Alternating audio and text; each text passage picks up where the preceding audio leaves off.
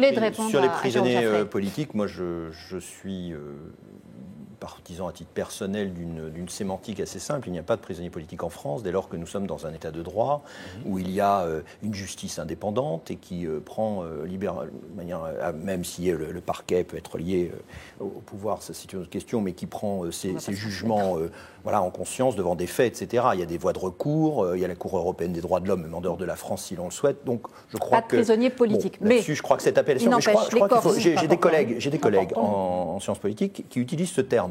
Donc je trouve ça assez. La question qu'on pose aujourd'hui sur le site du dommageable. Figaro, on parle des prisonniers dits, ouvrez les guillemets, politiques. Voilà, je trouve que c'est une question sémantique, mais c'est une question qui a son importance. Sur le fond, je rattacherai ça à ce qu'on disait avant et ce qu'on dira sans doute après sur la laïcité. C'est encore une question culturelle, identitaire, qui n'a pas été traitée, où il n'y a pas de doctrine, où il n'y a pas de pensée particulière.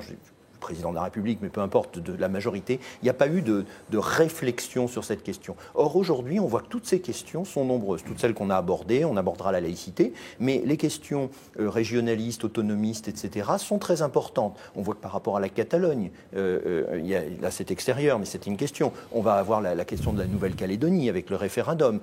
Il y a des questions très importantes qui se posent. Donc, qu'est-ce que ça veut dire aujourd'hui la France? Qu'est-ce que dit la France sur ces questions? Est-ce qu'on continue d'avoir un discours d'une République une et indivisible? Et dans ce cas-là, il n'est pas question de reconnaître la langue corse comme une langue spécifique, etc., même si elle peut être enseignée, elle est enseignée librement, et c'est très bien en Corse, comme il y a d'autres langues régionales qui sont enseignées. Mais elle ne peut pas devenir, il n'y a pas de co-officialité de la langue qui compte, il n'y a pas de prisonniers politiques, il n'y a pas... Voilà, il faut être rigoureux. Et avec